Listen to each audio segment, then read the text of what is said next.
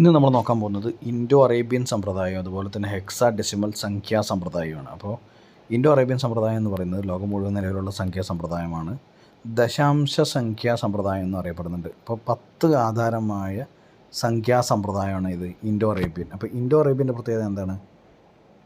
Indo അറേബ്യനിൽ base എന്ന് പറയുന്നത് base എന്ന് പറയുന്നത് എത്രയാണ്? ബേസ് എത്രയാണ്? 10 ബേസ്. അതുപോലെ ഈ സമ്പ്രദായത്തിൽ 0 and 9 വരെയുള്ള 10 സംഖ്യയാണ് ഉപയോഗിക്കുന്നത്. 0 മുതൽ 9 വരെയുള്ള 10 സംഖ്യയാണ്. 0 to 9 അങ്ങനെയാകുമ്പോൾ എത്രയാണ്? 10 സംഖ്യകളാണുള്ളത്.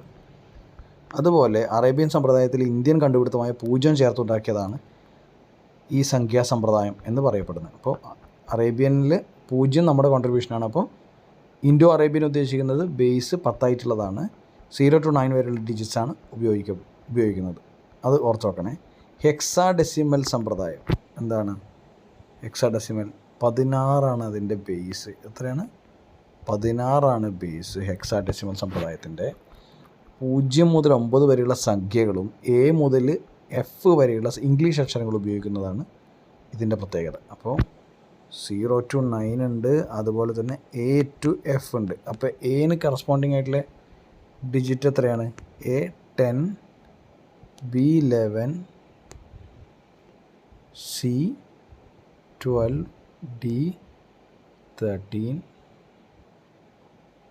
E14, F15. ഇതിന് കറസ്പോണ്ടിങ് ആയിട്ടുള്ള വാല്യൂസ് ഈ പറഞ്ഞ F വരെയാണ്, F15 വരെ.